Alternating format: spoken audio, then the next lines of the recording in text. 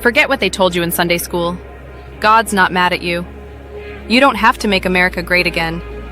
And your spirituality doesn't have to look anything like theirs. Welcome to Evangelicalish with Paul and Ashley. We're untangling and unlearning what harms, reclaiming what heals, and searching for a new kind of 21st century spirituality. Yeah. Yeah. You should have seen the dance I was just doing. I should have. It was a one-legged jig. Yes. Someday Okay. I'll do it on The TikTok or something. one-legged jig. Okay. One-legged jig. All right. Good morning. Yeah, I wonder if you can patent that somehow. I don't know. I was just thinking of my physical therapy and whether or not I could do the one-legged jig on my injured leg. The day that I can, because I've totally rehabbed my injury, I will do it on camera, the one-legged jig on the injured leg. Nice. That's definitely something to look forward to. Yes. I was just looking that my calendar just popped up that Columbus Day is tomorrow. Why is it telling me it's Columbus Day? Did the Donald Trump executive order pen work that fast? Well, and did Microsoft, because I assume you're on an Outlook calendar, did Microsoft go in there and program it? Ah, there we go. To be, let me check my Outlook real quick and see what it The says. complicit billionaires. Yes. America. Okay, no, my Outlook does not say that. So does it say perhaps it is a Indigenous Peoples mystery. Day? It doesn't say either. Oh, well, you may just not have your holidays turned on then on your calendar. I don't know. Okay.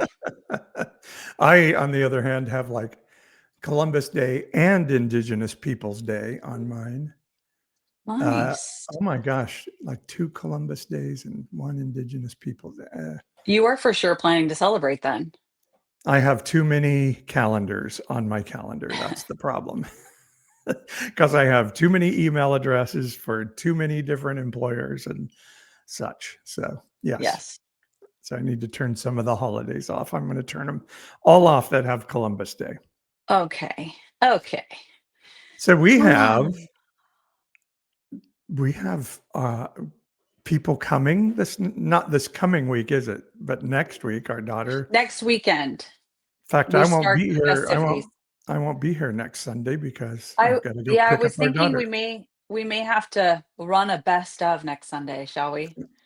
Okay. Do we do that at Evangelicalish? Do we run a best of on days we can't make it?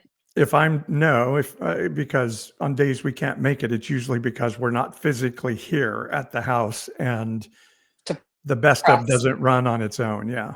I see. So I will be driving next Sunday, I think, at this time. Yes. Our almost 26-year-old daughter is in LA. She'll be in LA this next week, and then Paul gets to go pick her up on Sunday and bring her to where we live in Fresno to celebrate a family wedding, which is the following weekend. Yeah. Well, Doug is fired up about No King's Day coming up for sure. So yes, indeed. What is the exact date of that? I should know. I don't know either. Is it the 18th? 16th, 17th? I think it's the 18th. What day is it, Doug? Tell us what day it is. If you're listening on podcast, and by the way, I'm woefully behind in loading up our podcast. So someday I will get caught up when I'm caught up in school and in my teaching. So that'll be like probably mid 2027 then. Yeah. Oh, he says the 20. Oh, yeah, the 18th. That's what I thought. Okay. So is that next Saturday then? Yes. Okay. So we can shout for No Kings, and which ties in a little bit to our topic today. I don't know if you're ready to jump into our topic, but we're going to talk about meaning of life and some really existential stuff today.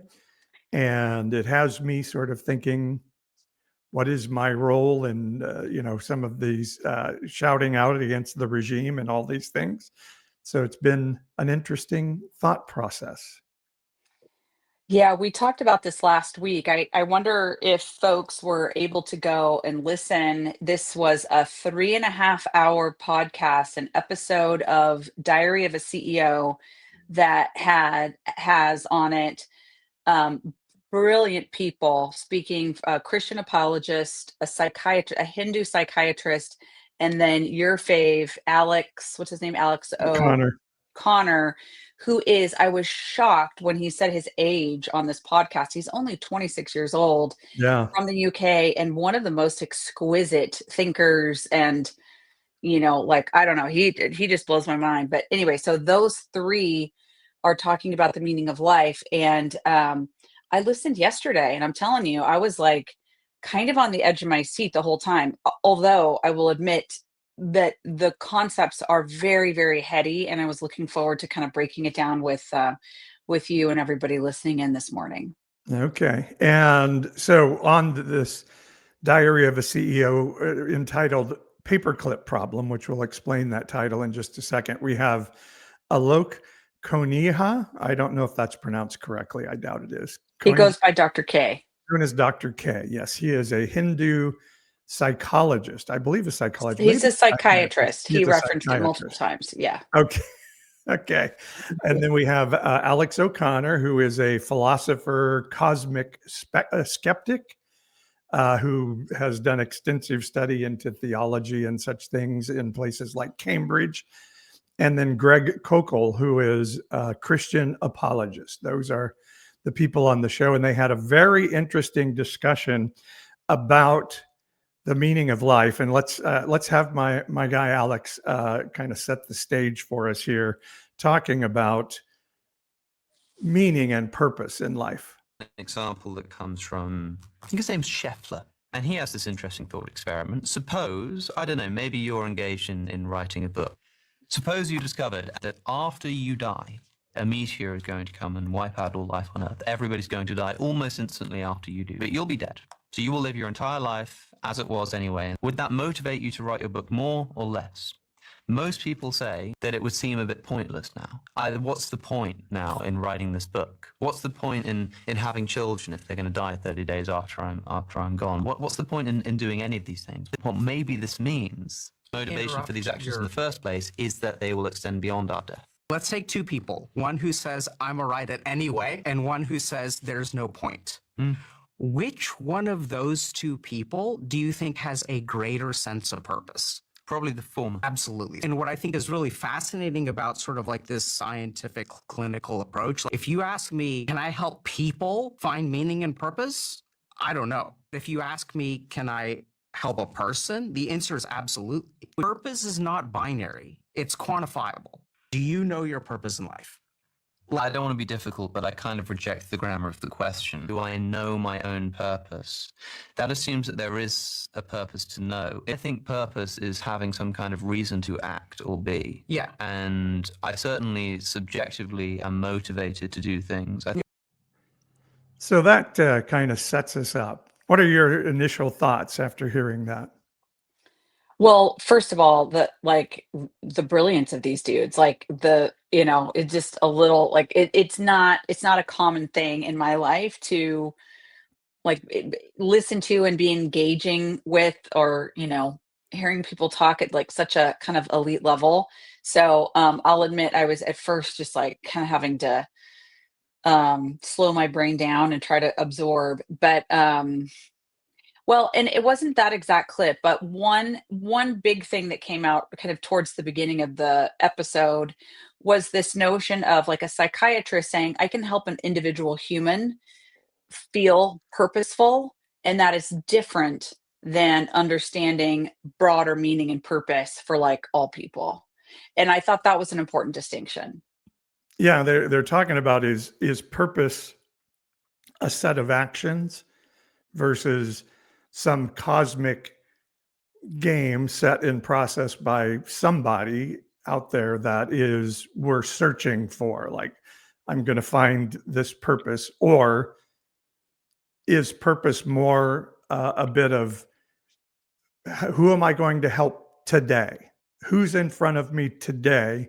And what am I going to do to help that? And as Dr. K said there, Can I help a person find purpose? I don't know. But can I help a person? Yes. And maybe that, just that collection of what's in front of me every day becomes purpose rather than some big, big, big cosmic thing. Before we go too much deeper into this, let me ask you a personal question, if I could. Okay.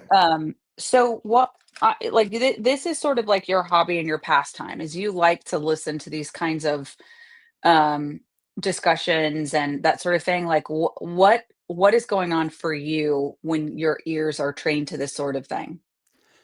Well, I think I'm very, I think I've probably spent my life thinking, why am I here? What is my purpose? And am I going to see that fulfilled? And Okay. I'm not beating myself up for that, but now I'm starting to think like maybe that is a fruitless search. And many of the things my heart has been set toward to see in life have not come to be. Yeah. Um, my disappointment in humanity as a whole is at an all-time low, all-time high. I'm as disappointed with humanity as I ever have been, and I'm as in love with individual human beings as I've ever been. So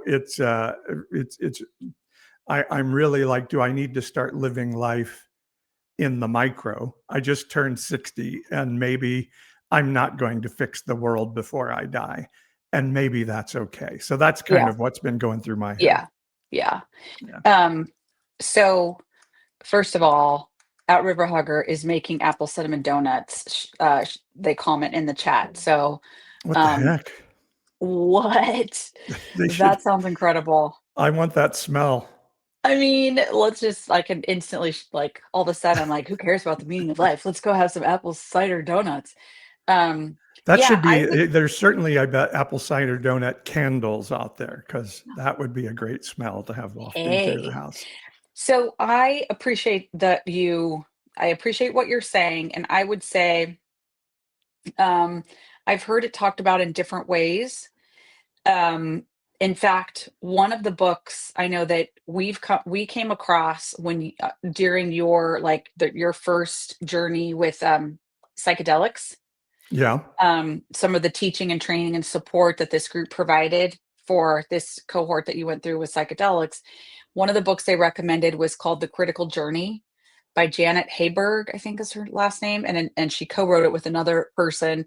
And they just talk about the wall, and that you hit this, they have like they opine there's like four sort of phases of life, and you could stay in phase one your whole life and it can be terrific. It's just like there is sort of this, they observe this moving through this process. Anyway, they talk about you have to hit the wall, and what happens when you hit the wall sort of sets the course for the rest of your life. I personally think that wall is what you just said. It is the circumstances in your life that come together that challenge you and require you to consider, what if what you thought was your purpose in life, what if you experienced the biggest disappointment of your life, that purpose, or whatever is the great loss in your life, when that happens, now what? Yeah. And that the questioning and the searching and the reasoning and the ache that and the process of wading through life is a huge disappointment, sets you up for potentially, I mean, like, who know, for I think for me, I'm hoping maybe I have hit that wall. I mean, who knows? There could be other walls of disappointment, great disappointment. Um, but what you do with that is so profound in determining like how you live the rest of your life. And it's the title of this video is the paperclip problem. And the idea of the paperclip problem is a philosophical question of, can a person have a task of making paper clips every day? They do the Routine, exact mundane. same thing Yeah. every day, making paper clips, and be happy and fulfilled. Or do you need somebody, Sisyphus, who pushes the rock up the hill only to have it roll back down, so the next day he has to push it up again for the rest of eternity? Can Sisyphus be satisfied in doing those things? And let's throw up another clip here from Alex talking about the meaning of life. Topic of meaning and purpose is difficult to even define, let alone communicate to another person. I think it's individual.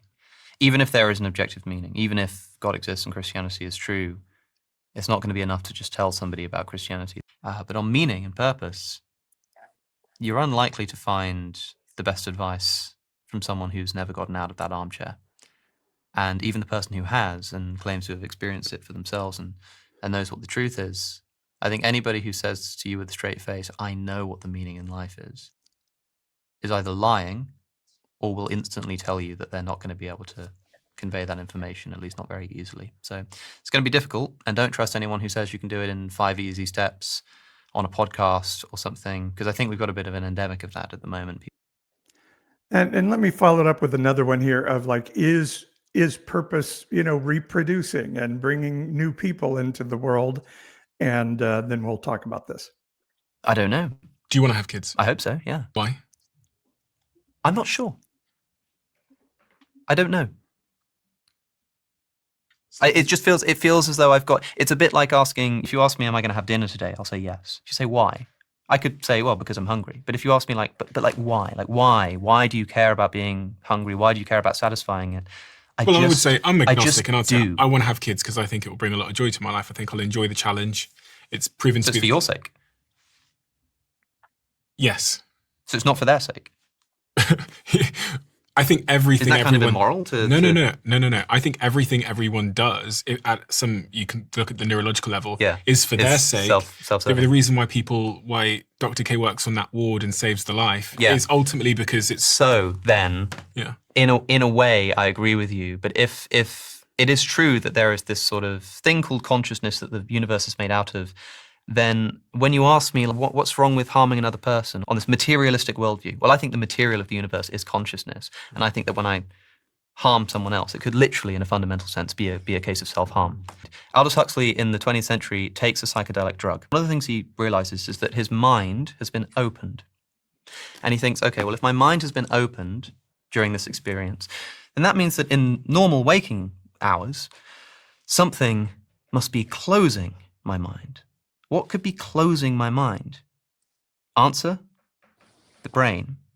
When you take a psychedelic drug, your experience just blows up, right? You start seeing colors you didn't know existed. You start experiencing things as if they were new. So we've taken people and we've measured their brain activity, and their brain activity is at a certain level. And then you give them a psychedelic drug and you put them in the MRI scanner and their brain activity goes down. Brain activity goes down as the mental experience expands and goes up, which for the person who experiences the psychedelic drug, they will report this as a feeling that they just get from the experience. The scientist who measures the brain activity, the sages writing the Upanishads, the Buddhist monk after a series of long meditation will all say the same thing, which is that in some inexplicable way, consciousness is more foundational than the brain is. And the brain is focusing consciousness, and in some sense that means that our individuated selves are essentially illusory. Oof. Oh, yeah. Okay, I feel like that, to me, that was towards the end of the podcast. I think that was the whole shebang. Like that clip you just played, it ties it all together. There's a lot of other cool stuff that was said. I think there's some really interesting stuff that Dr. K talks about that's practical and also inspirational. But I think that, to me, was the bottom line of that whole 3.5 hours, that last clip you just played. So tell us in your words what you hear in that sums it up. Okay, so, and River Hugger in the chat is making the same point that I instantly go to as well when I think about the paperclip challenge or the syphilis. What is it? Syphilis? Syphilis. Okay. Anew. Okay, so the why, I've known so many people in my life that have a routine, mundane job that find joy and meaning. I personally have had times in my life professionally where I was like at work licking envelopes or making photocopies, and the occupation is not the expression of meaning or purpose always. Sometimes it is, but it's not always. It's not often. And so as I was listening to that part of the show, I was like, well, from my view, like the way you find contentment and meaning and purpose in the middle of whatever are the circumstances is focusing in on that human to human loving connection, wherever that happens, whether it is a glimpse and a brief moment with maybe even a near stranger, but for sure the people in your life, loved ones, people who are close to you, like just that sharing that experience of what Alex said at the end there is that he thinks that the material of the universe is consciousness. And that's kind of what I've been starting to put together in my head over the last couple of years of like deconstructing, reconstructing, is what we would talk about as like the kingdom, or this transcendent feeling of being connected to the big thing, the big life, the big divine, whatever. I have had those times in religious practice where I have felt that. And Dr. K talks about it with his religious practice. And like that thing that you experience or feel, what Alex is saying is that is consciousness, and it is the substance or the material of the universe. And that substance consciousness is in each of us. So when you're sharing that with another human being, you're actually getting a perspective that you're a part of the one great big whole divine thing.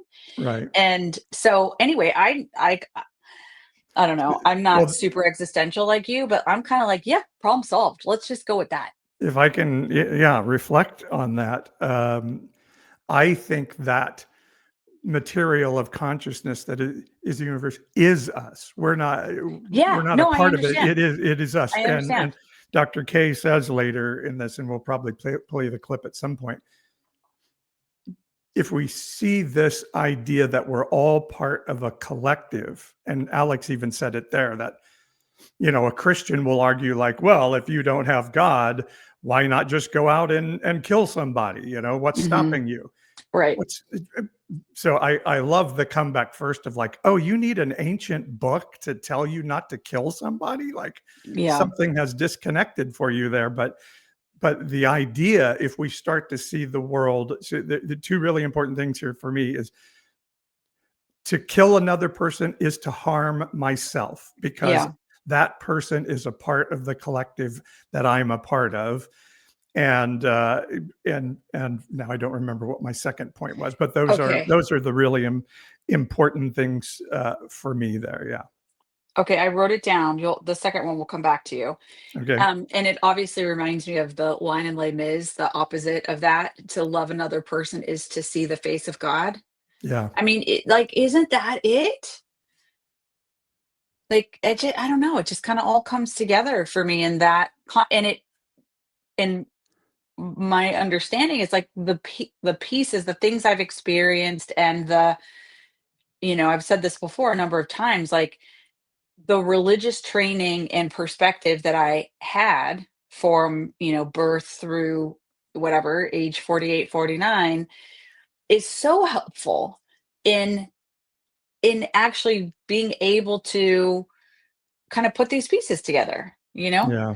like eat the meat, spit out the bones. There's a lot of stuff that I'm like, no, I don't need that. I don't, that seems really silly, but it is the way in which I have grown a capacity to experience this sort of connection with other people, which is a part of the divine. Yeah. By the way, our friend Therapies is on Instagram today. Hi, Rebecca. Good to see you. Oh, fantastic. Yeah. There's just so much to dig into there. And, I think evolutionarily, human beings would understand that we need each other. Like, you have gifts that I don't have. I have gifts that you don't have, and we need each other through that. But through religion, through socialization, that is trained out of us. And I'm just supposed to take care of me and mine, and everybody else take care of themselves. And that's a big loss, I think, in life to people, because not needing other people, I think, takes some things away. And I'm interested in this. We don't maybe want to talk too much about our kids because they don't like it, but they are as different as can be, in that our daughter has big dreams. She lives across the country because she's chasing, I call it big dreams. That's probably not a good way to characterize it. Our son is much more like, hey, I want to live life. He's engaged. I want to get married. He used to say, like, why would we want to live anywhere else? I love living here. I love living at my parents' house, So their level of contentment and what drives them couldn't be more different, coming from the same two exact parents in the same exact environment. And it intrigues me because I've always been like our daughter, like seeking this big world-changing thing. And I look and see our son and I'm like, wow, I'm really jealous of his ability to be content. That I don't think doesn't mean he doesn't have big dreams. His dreams just look more. Well, the path is more certain. It's a pathway that is, the outcomes are more predictable. Yeah. Yeah. I mean, our daughter might say, if she were taking his path, that she had settled instead of going after her big dreams. But to see the contentment that it brings him makes me say, oh, my Every big bit is, existential change the world thing may fulfilling. not be Yeah. the best way to go. And Yeah. it's certainly very frustrating at times. I want to stay on this idea of like how we're all connected, and I just want to use this example. Like, have you ever been in a really tense situation? And I'm going to use a workplace scenario because I seem to have a lot of tense situations Yes, in a you do. workplace scenario. But I mean, we could talk about you and me personally too. So let's do that. I'll just be like, think of the 100,000 hard moments we've had over the last 4 years. I mean, 31 years if you want to, but for sure the last 4 years. Yeah. Okay. And you're just like, and you get to that moment. And in my mind, I'm like, I know exactly what Paul's going to say. I know what my rebuttals are. I mean, you just kind of like your brains just sort of We do gravitate. the dance. Yeah. We do the dance. And then there are times when one of us, and I'll give you credit, maybe usually more you, will just shift it. And like, it's like when you just kind of come into the like, hey, but I don't want to hurt you. I am for us. Like when a person brings in that, hey, I have value for you. And it instantly opens up the relational pathways and the resolution and reconciliation. Does it not? I mean, it's like you can feel it in an instant if you're ever in one of those moments. And if there's somebody who can lift up, okay, but some kind of expression of, but we're all connected here. And I choose to see that there is the same substance in you that there is in me. And I value that because it is a part of me and I'm a part of you. In a split second, we used to say in the like charismatic circles, it shifts the atmosphere. Yeah. And that's all that is, this whole like holy roller, like shifting the atmosphere. It's just having the presence to be open to like, whoa, I'm not triggered. I'm not in this moment, like feeling like a power struggle. I just need to be able to say, hey, there's the substance, whatever you want to say, the substance of God, the divine consciousness, whatever, changes everything. I remember one of those even in our less healthy time when we were arguing about something that I have no idea what it was about. But I said to you, in essence, you're harming me this way and you don't give a shit. And I remember you in the throes of what was a very emotional discussion. You're like, oh my gosh, I wish you knew how much I give a shit. Yeah. And it just, that it stopped me. And I'm still not exactly sure why now that I think about it, but just the very essence of we harm each other sometimes without even knowing. And when we're not willing to voice that we're being harmed, then we build a belief system about that other person. And it's not where they are. It's just we're guarding each other from the hard conversations. And so we start to build suppositions about one another that can be cleared up if we just said, hey, I don't like it when you do this thing. It harms me. Yeah. And it gives us space to start to search that out. As one of my many talented therapists would say, just tune in, just like that practice of tuning in and realizing there's some stuff going on inside of you, your parts are flaring, whatever you want to say, and that like, there's a predictable outcome when you're going at somebody from a part perspective. And the practice, whatever is your spiritual or mental health practice, is what gives you more capacity to, in those moments, be present and say, hey, that like this is, I do not want to just throw down with you right now. Yeah. But I just popped this comment up that River Hugger made because I was actually going to go, we are like vibing today because everything I'm about to say, River Hugger's got it in the chat before I do. So I think it's the apple cider donuts. They're wafting over here to Fresno. Says the church is the main institution that teaches the need for connection with others. That's one of the things I struggle with now that I'm not part of the church. So this is a really interesting comment because what I was just going to say is I have such conflict about this. I agree that in my church upbringing, the times when there was some kind of pure expression about who this perfect loving person of Jesus was and is, like that's when I came into contact with the idea of this like radical love, radical connection. So I agree that's where I got it. But I would also say in the evangelical church, what quickly comes after that is this expectation and this behavior of like, okay, now if you're not converting people, then you are less than, you will be treated less than, like we won't be overt about it, but we will kind of treat you less than. And for sure, God is going to be disappointed in you if you're not persuading someone, which is a power struggle. You're not telling somebody that they need to stop what they're doing, convert, and say that prayer, and then you get credit for it. So it's also the institution. So bottom line is this, it planted the seed in me and opened my heart to that kind of thinking and view, but it is also the institution that put up in my heart, like fiberglass, plexiglass walls, that if a person wasn't espousing my Christian views, it's like, okay, I can see you. We maybe mumble and talk to each other, but you're not really on this side of the fence with me until you say that prayer. So it actually is what created separation for me with other human beings. I had the exact same feeling when I read River Hugger's comment, and the comment is right, and I totally understand it. And so many people, since America does community so poorly, church is about the only place we get community.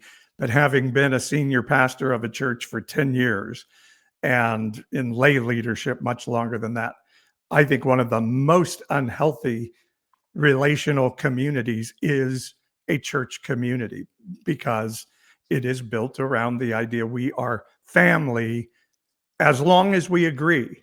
And when we don't agree anymore, we're no longer family. And that is very unhealthy connection. It's I am connected to you with an agenda. And if you don't fit that agenda, you cannot be connected to At me. least the churches we were in. And I wonder, because I know River Hugger, so I know that maybe their church experience was different. So I wonder if like this whole movement back to liturgical orthodoxy, I wonder if it's kind of like it is actually the evangelical charismatic thing. Not to say that there are not foundations in other church Christian churches that are equally as separating. But anyway, Well, that was our experience. And I would like to say now in my therapy world and the therapy training I'm in, you know, we talk about attachment all the time. Attachment is everything, and I want to be an emotionally focused therapist, and it is all about that attachment between parent and child sets the course for what attachment looks like for the rest of our lives.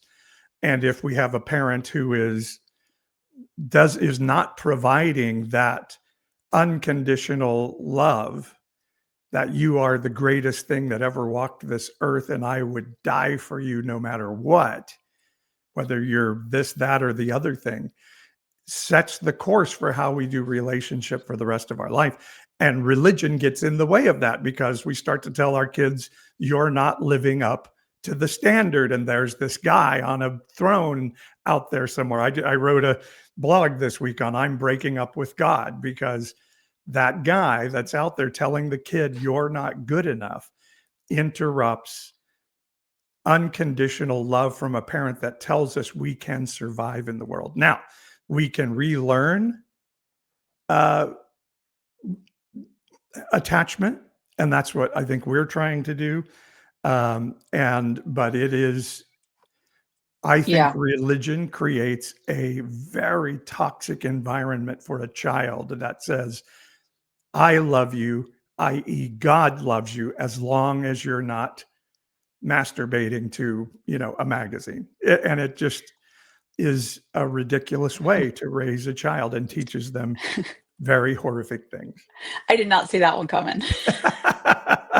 I have to put a little punch in there of something. So okay. It gets people's attention and like, all of that. What?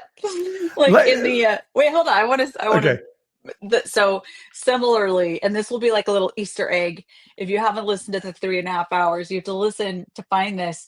But I would love to.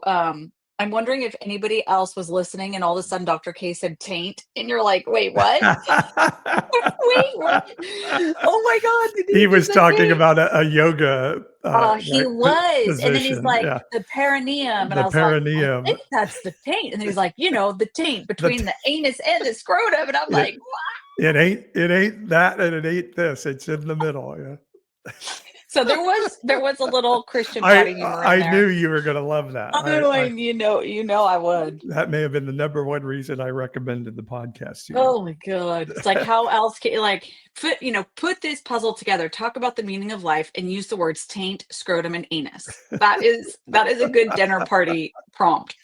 All right. Let me throw in another, because one of the things Alex said there was that psychedelics don't enliven your brain, they turn off your brain. Yeah, that was interesting. You can then experience, and so Dr. K has one here that I think is really interesting. I was going to finish off with this, but I don't know that we're going to get through all the clips. And this is one that I think we do need to share, and it's about ego. And so I loved the discussion about ego. That was this is really interesting. So here we go. Religion has this spiritual component, which sometimes comes down to going to church, witnessing God. But, you know, there's this idea that there's this weird collective consciousness. That's the basic unit. I think we can easily call it God, a relationship with that thing. So I'm down here, it's up there. If we look at dark night of the soul, if we look at these moments of rapture where you go into church and one of two things is happening, either your psychological defense mechanisms are creating the ultimate cope and you're saying, now I'm healed, even though you're not, or you actually have a direct experience of God and you are transformed. What is the nature of that transformation? It is the loss of ego. When our ego is active, it becomes narcissism. Also becomes things like depression. Still actually a very ego. I'm terrible, I'm pathetic, I'm worthless, the world would be better off without me. The focus is on me. In order to connect to the divine, you need to dissolve your ego as much as possible. So I do not discuss my experiences in meditation. What I will absolutely say, though, and this is what I love about it, Alex said, this is the one thing we cannot stand on the shoulders of giants. You have to walk this whole journey by yourself. No one else can walk it for you. You want to know, then you walk it. Interpretive meaning of this But Koan is stop looking for gurus and start looking inside yourself. I think that's fascinating. Okay. So I think it's fascinating too. I want to bring up a therapy concept. When a person said, and of course he's a psychiatrist, so like it's not like he's not aware of this stuff, but what I've learned in my personal therapy journey, when someone says dissolve your ego, um, what I hear from one of my therapists is like, hey, dissolving your ego or like is not like stuffing and shutting off into ego. It is actually like bring it in, pay attention to it, provide that part, the love it needs for healing and freedom so that it's not flaring up and making the whole world about you, you know? Yeah.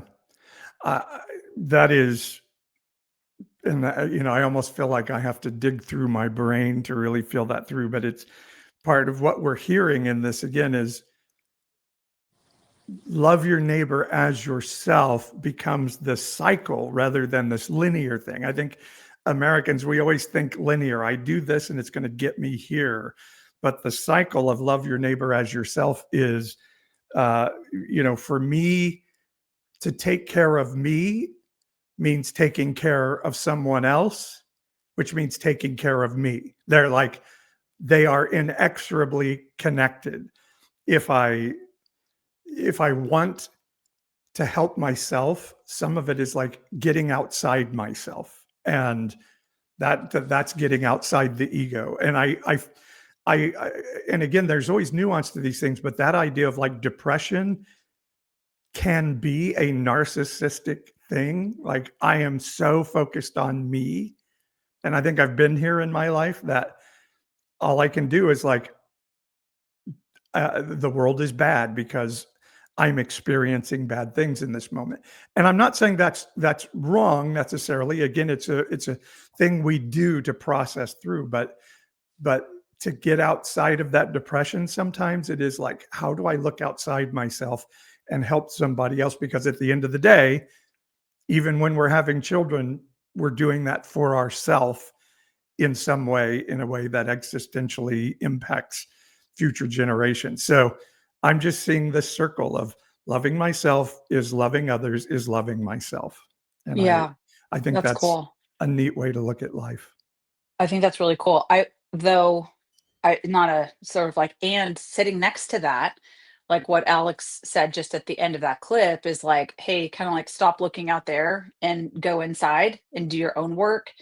And that was a big part of his push on the Christian apologist, Greg, I forget his last name, was like, stop thinking the answer is out there. And so kind of in what you're saying, I could also see a person who's, you know, like living out what you're expressing just now and sort of making, I'm going to help you, I'm going to love you, and actually making that about themselves in an unhealthy way. Yeah. And so that's kind of when I go back to what Alex, you got to go inside do your own work, because the parts of you that feel the burdens, the love and light that is needed to heal those places and parts is from the inside of you. And as you do that work, then your heart is available to connect genuinely with other people, which sort of like fuels that, I guess, maybe. Yeah. And I think what he's saying there too is you can go to church and have an experience with the divine, with a higher power, or church can have very simplistic answers that become the ultimate coping mechanism. I'm good because I'm here in this building Yeah, with these I'm checking the people. box and And getting external affirmation. Yeah. and so there may not be a reality there. And that, it's really my whole problem with Christianity is the answers are so simple. Yeah. And Greg even says in here, like, when we're dealing with the issue of suffering, there's a mystery to that. And the best explanation, you have to look for the best explanation. And for me, God is the best explanation. You know, I disagree with the premise. What if yeah. What if we can live in a way that says, I don't have to know the exact answer. In fact, the search for the answer is really a part of That's that right. process. And at the very end, Greg, Christian apologist dude, does come around too. And there's a little bit to me at the end of a like it all comes together in a little bit of a crock pot situation where they all kind of start, reflecting each other's wisdom. Even Greg says, and it's a mystery, and kind of it is the journey type of deal. I heard it a little bit all up until that very end, probably the last 5-10 minutes. It was like every time that guy would say something, his final like concluding thought of that paragraph was, and Christianity provides the best explanation. And he Yeah. just kept saying that. And I'm like, man, you just saying over and over that Christianity is the best explanation is like not actually proving anything. It is the struggle of humanity to hold things humbly and loosely. Give me the answer. Oh, Christianity gives me the answer. Okay, good. I'm there. And I think life is much more of like, I think this is the best answer today, but tomorrow the best answer may be something else. And I'm okay with that. I can live in that gray area of the not knowing, because that's where, again, my ego gets out of the way. Yeah. If I know the answer, then I have this egoistic way of saying, well, you're wrong because you don't agree with me. Yep. Well, and I think probably as folks listen to this, sort of the overarching theme for me was like, it is the journey. It is the journey, the pursuit, the pursuit of consciousness, for Dr. K, he starts talking about like his different levels of, and I love that he's like, I won't share because there's too much of a sacrifice that I will have to make if I talk about some sort of enlightened level that I've achieved. Like, I loved that notion. And then And if I could jump in for 1 second, and if I tell you what my journey is, you're going to try to do my journey. That's and you right. Can't do my journey. That's right. And they're like, can we all, except for Greg, we're like, can we all just agree that, yeah, sure. Like, it's kind of okay for somebody to talk about what their journey was like, but in no way does that mean just listening to somebody else's story. In no way does that mean you're going to go down the same path or whatever, or like find it yourself. That way you have to do the work. You have to do the work of your own life. Yeah, I didn't mean to interrupt if you're still going. Well, I could still go for like hours. Well, let me throw in one more clip about, and this was spurred for Dr. K by the question of suffering. If you say God is the best explanation, and I can say, well, I can tell you something that your explanation is brutally wrong. And Alex talks about the idea of suffering and the fact that, a Christian would say, well, that's the fall of humanity. And Alex says, well, unless you have this very specific belief in life, there was suffering, brutal suffering, long before human beings ever appeared on the earth. And so they got into talking about suffering. And then this is what Dr. K had to say about the importance of bad things happening. And let's see if I can find it now that I've said all of that. Okay, here we go. A lot of times when we look at things that we think are bad. So for me, this was... By the way, if you're on the video, this woman in the lower corner, I pulled this video from somebody else's YouTube feed, and she was monitoring it as well. So that's why you see her down in the corner. We have an extra little guest with us this morning. Yes. Cool. We think are bad. So for me, this was... I used to think that there's no scenario in which a 2.5 GPA is better than a 4.0 GPA. Now, years later, I realized that all of those experiences of suffering, of struggling, of having no meaning in life, playing video games for 20 hours a day, joining a fraternity when I was a freshman, which is lots of great times, made me the person that I am. And even if you look at the brand of Dr. K, the whole point was I was a college dropout and then ended up as faculty at Harvard Medical School. Amazing, right? So in this context, the more we are zoomed into our life, the less we will see this broader perspective. De-individuation is the ability of zooming out from your thing. When someone feels like my life is falling apart, there's no point anymore. Why? Because I just got dumped and she's never going to talk to me again. Zoom out a little bit. This is not the end of the world. Your life is bigger than this one thing. Yeah. So I think that brings it down a little bit from the esoteric to I can start to look at bad things that have happened in life and say, it was bad, and be totally open to that. And it brought me here. I can say dissociative identity disorder has its drawbacks, but it got me here.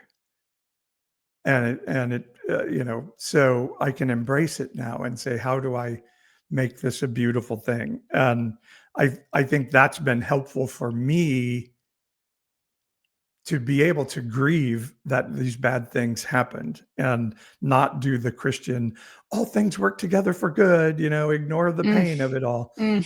But to know that leaning into the messiness of that pain is going to help me get to a place of processing it through where I can start to say, okay, this happened. It's a reality.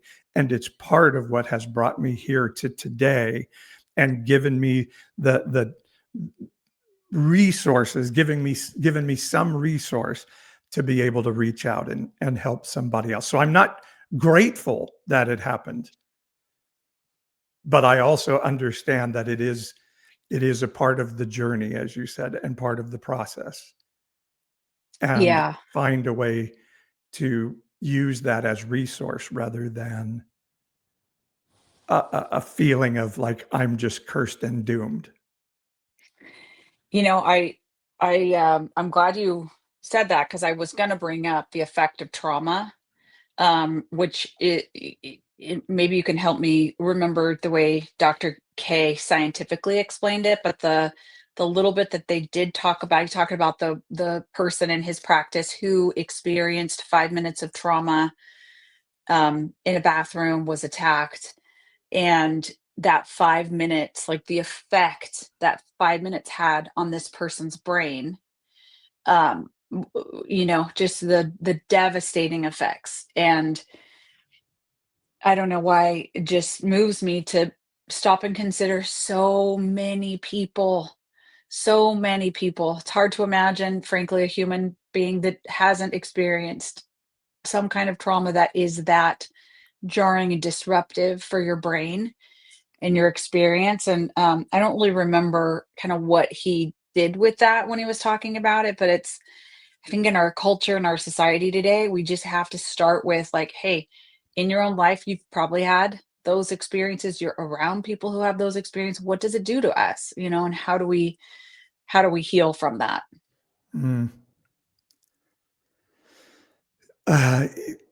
Yeah, it is. I'm finding it's, again, sort of moving out of the head and moving into the heart, I guess, for want of a better term. It makes me think about my second psilocybin journey. That was this idea of you can have a bad trip on a psychedelic, but the bad trip still has really good fruit from it. And my second trip was just characterized by deep self-hatred, just self-loathing like I have never experienced in my life. Like, and you think, oh, that's horrible. I will never do this trip because I would never want to experience that. But it was such a revelation to me as I then started to process it through with my brain, perhaps, that, oh, there is this deep self-loathing that's been placed inside of me by parents, by religion, by society, that is so in the way of me being able to fulfill my purpose on earth. And maybe that purpose on earth is just to serve the person in front of me every day, and that collective makes something big. And so maybe this is part of why I'm reaching out for the huge thing, because I have such a huge pain inside that needs to be medicated, fixed, helped, instead of loving myself so that I can love the person that's in front of me. I guess that's a little bit of where I am. Yeah. Yeah, that's a nice little bow you just tied right there. Good job. Well, we may have gone a little bit woo-woo pie in the sky for people today, but maybe we should mention how much we ended up, we sort of loathe the Christian apologist guy at the end of this 3.5 So, hours. can I say about apologist Greg? Yeah, when I was I wouldn't use the word loathe. Okay. You can if you want. I would not use that word.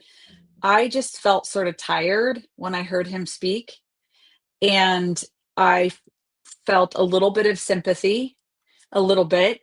And then at the end, when it's like he came around to some more open, some more openness, and then I was like, cool. Like I felt like he was sort of pulled into the upward swirl of the broader conversation, and I appreciated that.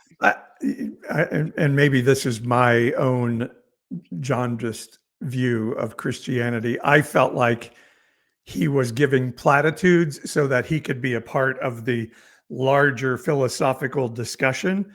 But at the end of the day, he's still like, well, the explanation is God. It's the best explanation. That's what felt. I felt I felt fatigue, and I felt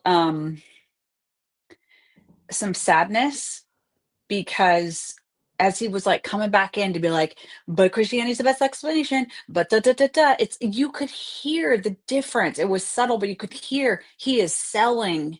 He has an agenda in this moment to be like, but I'm the right one here. I'm the right one. And the others were just like, hey, bigness, openness, not really sure. Here's what I've experienced. Think of these things. And it was like, which one of these things does not belong? Like it just is, it is patronizing. Yeah, that's the word I was going to use too. It is the like, hey, at the end of the day, I'm here to assert that I am right, that he, the God I serve, he is right, and like I'm gonna just always put my paw on top of the dog pile, like boop. Yeah. And I was just like, God, I am glad I do not have to be around that anymore. And I felt like you could see that impact on Alex. Like Alex O'Connor, if you ever watch him, he talks to a lot of Christians, and he's very open. He doesn't go, you're wrong and stupid. And I saw him, sort of melt a little bit. And he's just like, people are always telling me this, you're just about to convert. You're just about to convert. And it is so tiring and patronizing. And because that's their only version, like the end of it is a cul-de-sac. Yeah. Like the end of the conversation has to always be this dead end circle of, and you have to convert. You have to, say the prayer and say the things that we say. It's very life sucking. So you don't experience the ultimate violence at the end of life. And so I wish Christians could hear that as the patronizing banter it is. And instead of feeling like, oh, we're oppressed. No, Christians, people just think you're an asshole. But at the end, the point of it all to me is this idea of setting aside ego and understanding that God is a collective of us all. Yeah. And then creates this love my neighbor as myself, stepping outside that patronizing agenda starts to be not only healing of others, but self-healing as well. Yeah. And I think that's amazing. Samesies. Okay. We got to wrap. Good show. I don't know if anybody else enjoyed it, but I think I enjoyed it. We both did. I will disclose that as of last night at probably 12 hours ago, let's say Pacific time at 10 p.m. last night, Paul's like, hey, are we like gonna plan our show? I'm like, I have total confidence in our ability to talk to each other for an hour about a 3.5-hour podcast. So I Yeah. was right. You were correct. Yeah. All right, all. You're awesome. Subscribe, share this, do all the things so that we can continue to do this and hang out. We'll have to together. make a plan. Probably next week is going to be a no show for us. Yeah. And we'll have to make a plan for the following week, because that week also is then the next week we have to drive our daughter back down to LA. So we're going to be a little disjointed over the next few weeks. Ah, man, I was hoping we could have Sydney on one of the, maybe like Friday night we need to, or whatever night we need to have our daughter do a pod with us. Okay, so you guys will be driving. We could. Yeah, so we wouldn't be able to do it on Sunday, maybe, but. Oh, I was going to say you could while you're driving. We could, We'll although see. you're We'll not work it out. supposed to do that. You're not supposed to do it. Okay, never mind. We won't break the law. Maybe we'll record it earlier in the week, and I can show you the button to push so you can have it roll on Sunday morning. I can push one button. That is the max. Okay, we got to go. Well, one button twice. You're going to have to push it twice. Damn it. Okay. All right. Love you all. We'll see you soon. Okay. Bye.